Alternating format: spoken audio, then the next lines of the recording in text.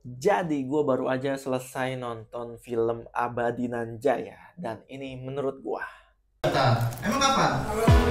Enggak, kapan lu diem?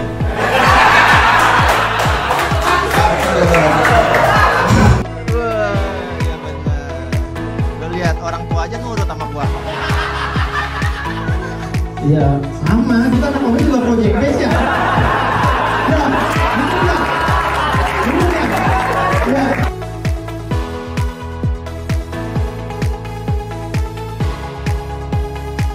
Jadi teman-teman, buat yang belum tahu, film Abadi Nanjaya ini adalah film zombie Indonesia, teman-teman. Ada di Netflix dan sudah tayang 3 hari yang lalu setelah gue take konten ini. Jadi gue baru sempat bikin reviewnya. Pertama-tama teman-teman, pastikan lu udah nonton dulu ya filmnya ya. Takutnya gue ada spoiler. Jadi kan kurang seru tuh nontonnya ya kan. Oke, kita langsung saja masuk ke review gua. Menurut gua aja ini mah ya. Tidak berlaku untuk secara general gitu. Biar tidak diserang ya kan. Jadi kan film ini adalah film zombie Indonesia, teman-teman. Yang dimana kita tahu beberapa kali Indonesia bikin film zombie itu kan wadaw ya. Terutama yang sinetron mah hitungannya bukan film ya. Ada tuh yang siapa namanya, Jaja Miharja ya yang jadi yang jadi zombie itu loh. Ada tuh di MNC atau di mana ya, itu kan zombinya kan lebih ke arah komedi kan. Kalau ini beneran film zombie thriller gitu, survival film gitu. Sebelum film Abadi Nanjaya ini itu ada namanya series Zona Merah, teman-teman. Itu ada di video.com. Nah, menurut gue video.com ini udah oke gitu, yang si Zona Merah ini. Menurut gue sudah oke secara zombinya ya. Walaupun ya masih ada yang masih bisa di-upgrade lah menurut gue. Dari segi cerita juga oke. Terus tiba-tiba ada film Abadi Nanjaya di Netflix. Gue happy banget sama film ini, teman-teman. Karena zombinya sangat-sangat proper. Editing, terus efeknya segala macam tuh menurut gue udah sangat-sangat upgrade dibanding zombinya Reuni Z. Reuni Z bandingin. Ini Abadi Nanjaya, film di Netflix, teman-teman, zombie. Jadi ceritanya ini adalah si orang ini punya pabrik jamu dan dia bikin jamu baru yang tujuannya adalah untuk awet muda.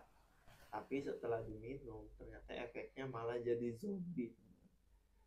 Bukan lihat di ini ya, lihat di Twitter, di Instagram gitu, di Threads, banyak yang komen tuh katanya pemerannya terlalu nggak masuk akal karena nggak tahu itu zombie pada lari malah kayak orang apa sih, bengong aja gitu, kayak orang nggak pernah lihat zombie. Ya kalau menurut gue mah kayaknya semua film, nggak semua sih, ada film si All of Us series zombie Korea, si pemeran utamanya udah tahu duluan kalau itu zombie. Dan seingat gue kayaknya cuma itu deh. Di World of War Z juga kayaknya nggak ada yang tahu itu tuh zombie namanya gitu. Pasti pertama kali lihat pasti responnya kita bingung, kaget, ini kenapa, ini apa gitu. Jadi menurut gue sangat wajar gitu kalau pemerannya yang nggak tahu ya, karena ya lu bayangin aja kita kalau lagi di seharian gini nih, kehidupan normal, tiba-tiba lu di jalan lihat ada orang, masa lu tahu itu zombie kan? Nggak juga gitu. Pasti lu penasaran dulu, rekam dulu ini kenapa ya gitu. Jadi menurut gue sah-sah saja.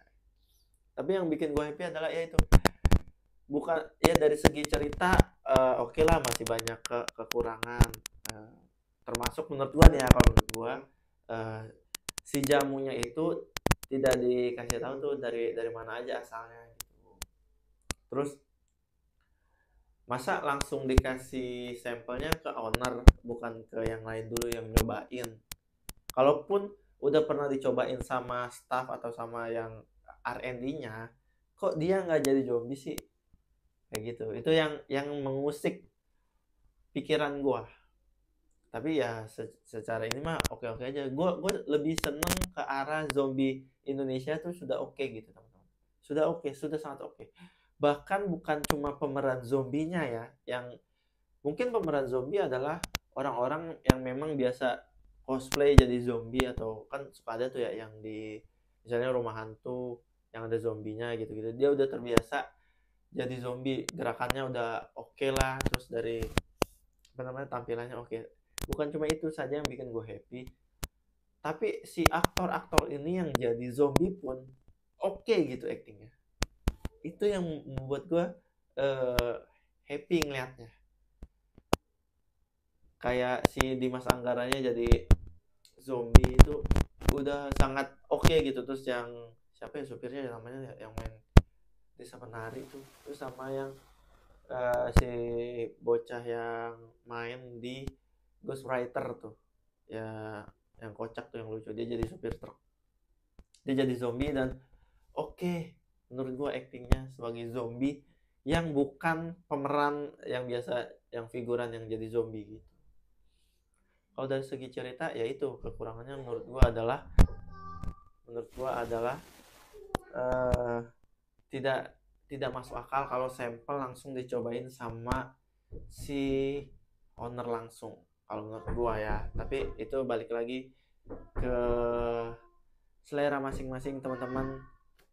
Yang tak dulu ya itu aja sih menurut gua kekurangan dari film ini. Tapi gua nggak peduli lah ceritanya belum sempurna, it's okay gitu. Gua happy karena zombie Indonesia sudah naik level. Menurut gue zombie kita ini lebih oke dibanding beberapa film zombie yang gue tonton di yang buatan orang luar lah. Karena gue penggemar film zombie, gue cukup banyak referensi film zombie gue, dan menurut gue zombie Abadi Nanjaya ini cukup oke gitu, bisa ngalahin beberapa film luar, walaupun belum semuanya gitu, tidak sebagus film zombie Korea ya, belum lah, tapi dari segi efek dan editingnya sudah senang banget. Gue sangat happy.